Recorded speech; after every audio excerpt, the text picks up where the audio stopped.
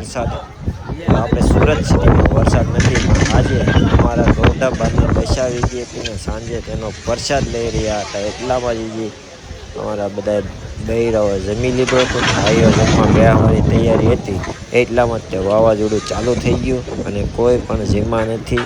અત્યારે બધા જો આ મંડપ પડે છે એનામાં વ્યવસ્થામાં લાગી ગયા છે. મંડપ ઉકેલવા મળ્યા છે. એ બધું અમારો કે વાવાઝોડું એટલું છે, પવનથી કોઈ થાંભલો પણ નથી પકડી શકાતો, એટલો અત્યારે અહીંયા પવન લાગી રહ્યો છે.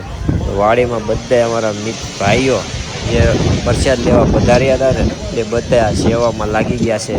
કે કોઈ જાતને આમ જાનહાનિ થઈ નથી, પણ શાંતિથી અમારે અત્યારે તો મંડપની વ્યવસ્થા કરી રહ્યા છીએ.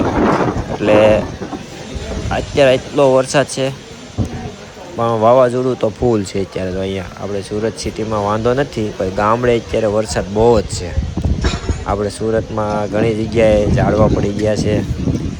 કે આપણે પીપી સવાણી સ્કૂલ પાસેથી મેસેજ મળ્યા હતા અમને કે ભાઈ અહીંયા 3 ઝાડવા પડી ગયા છે, પણ કોઈ વાંધો નથી. 2 વ્હીલ અને 4 વ્હીલ જઈ શકે છે, એવો રસ્તો ખુલ્લો છે. પણ એકબીજા સામે થઈ જાય તો એટલી ટ્રાફિક થાય છે, એટલે કોઈ વાંધો નથી આવવા જવામાં. અત્યારે શાંત થઈ ગયું છે, તો અત્યારે વાગી ગયા છે 9:30, તો કોઈ વાંધો નથી, શાંત બેસી ગયું છે.